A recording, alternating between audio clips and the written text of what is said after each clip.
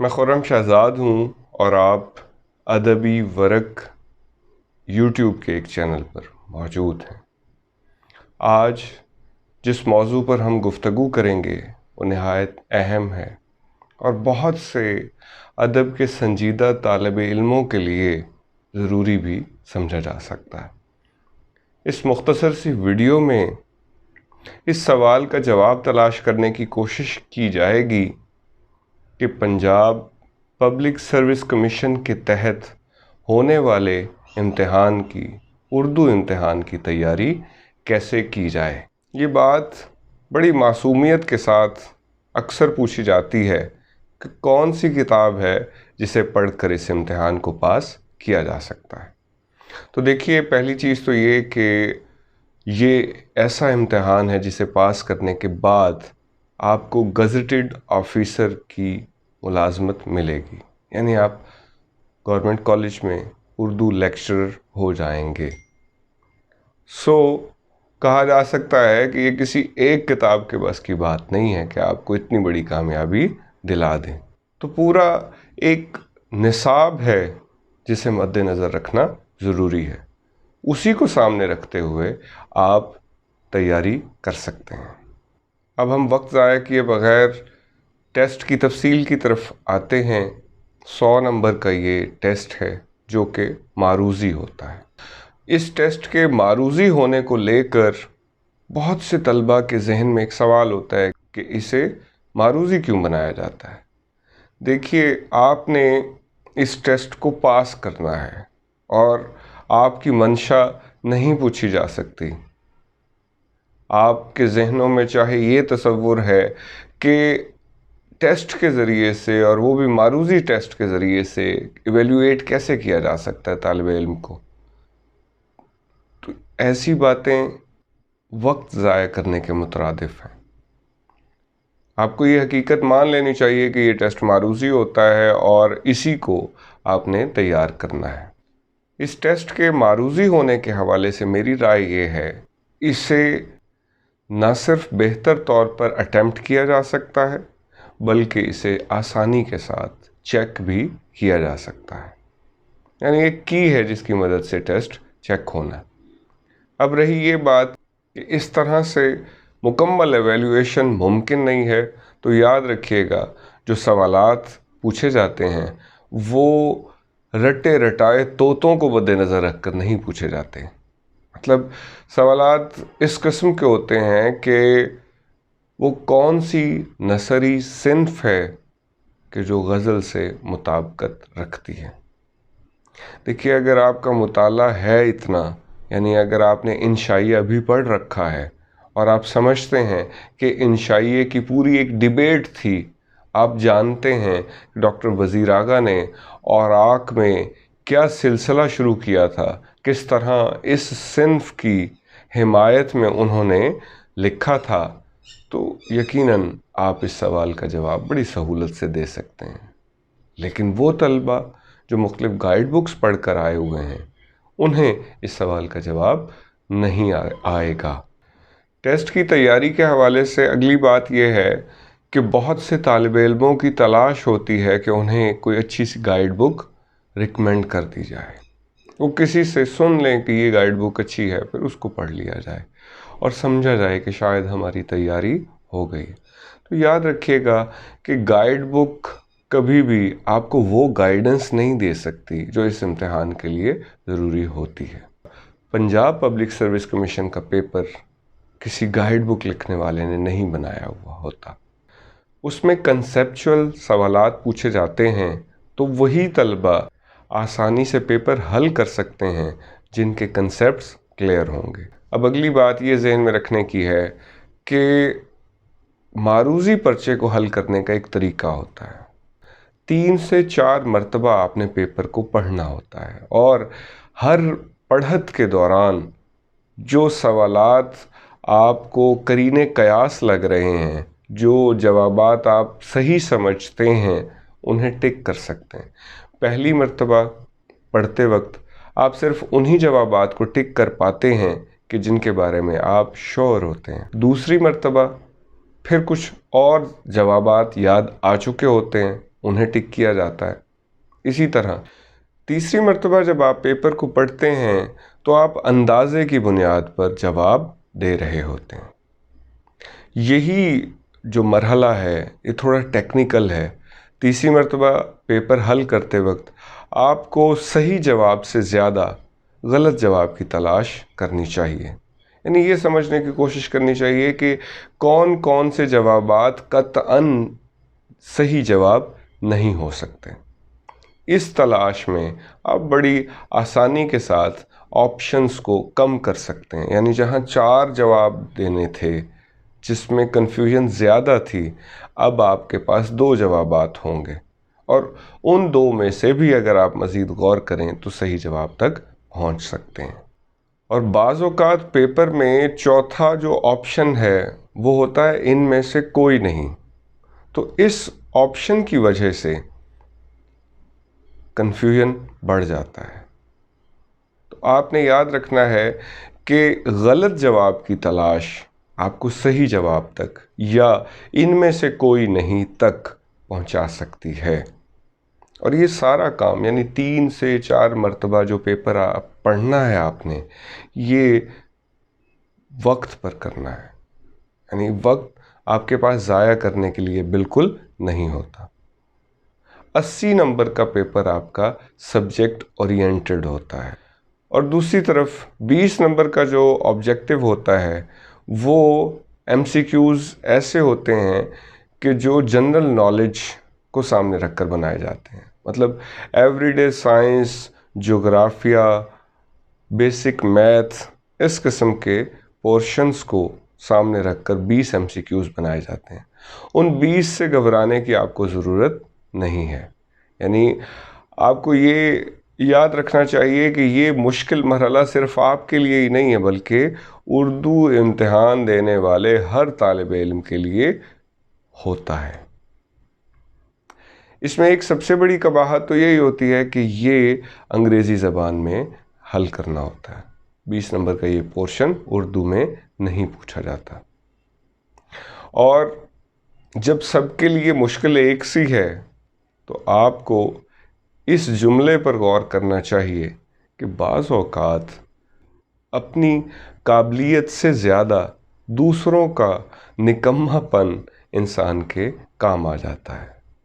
तो अर्ज़ करने का मतलब ये है कि आप 80 नंबर का जो पोर्शन है उसी पर ज़्यादा तवज्जो दें, 20 नंबर का जो पोर्शन है उसको भी तैयार करने की कोशिश करें, लेकिन आपकी ज़्यादा तवज्जो 80 नंबरों पर होनी चाहिए।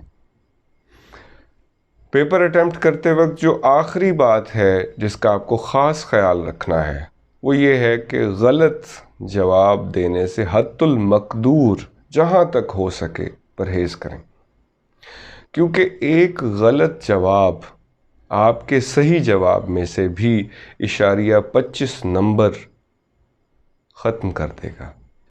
यानी जब आप 4 गलत जवाब देते हैं तो उन 4 नंबरों का तो ज़िया हुआ ही हुआ, ज़ाया हो ही गए वो 4 नंबर, साथ ही साथ एक सही जवाब भी गलत हो जाता है। यानी 4 गलत जवाबात आपके पेपर में से कुल 5 नंबर हैं कि जिन्हें ख़त्म करते हैं।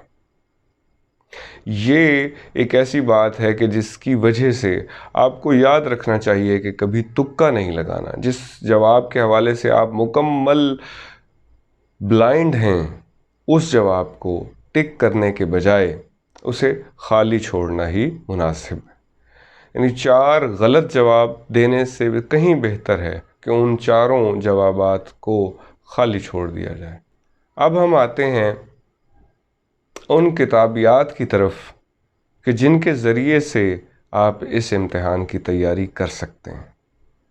तो याद रखिएगा, सबसे पहली जो सीरीज़ है किताबों की वो तो है तारीख़ अदब उर्दू। ये तालीफ़ है डॉक्टर जमील जालबी की, 4 जिल्दों पर मुश्तमिल है ये किताब।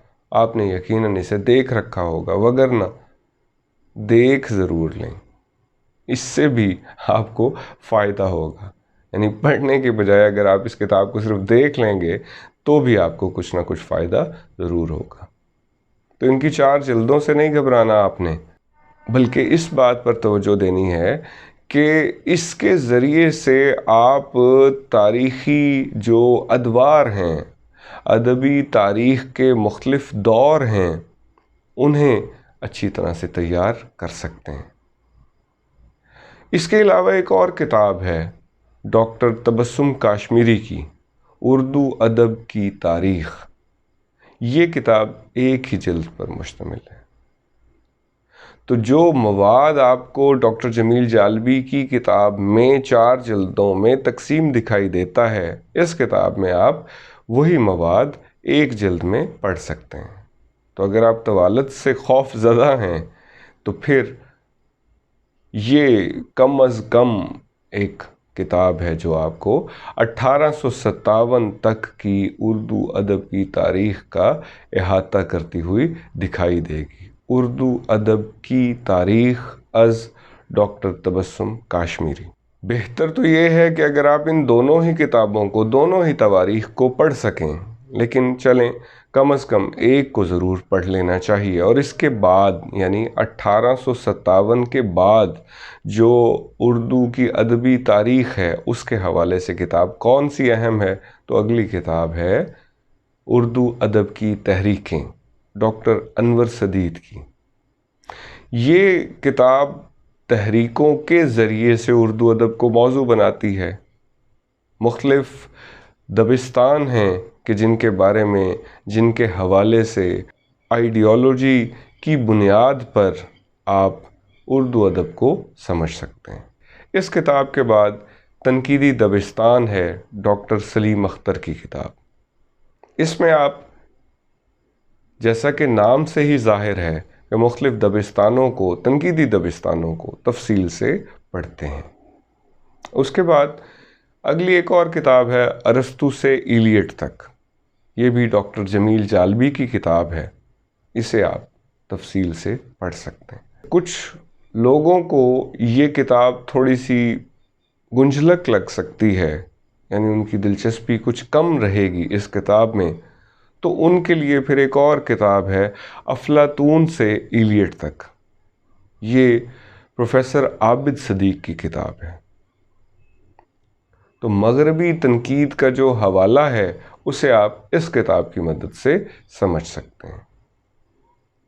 اردو تنقید کو مغربی تنقید نے کس طرح سے ثروت مند کیا، اس میں اضافہ کیا، یہ جاننے کے لیے ارسطو سے ایلیٹ بہترین کتاب ہے، وگرنہ کم از کم افلاطون سے ایلیٹ تک یہ کتاب آپ کو پڑھنی پڑے گی۔ اس کے بعد اگلی ایک کتاب ہے البیان، پروفیسر عابد علی عابد کی کتاب، اور اسی کے ساتھ اس کا دوسرا حصہ کہہ لیجئے البدی۔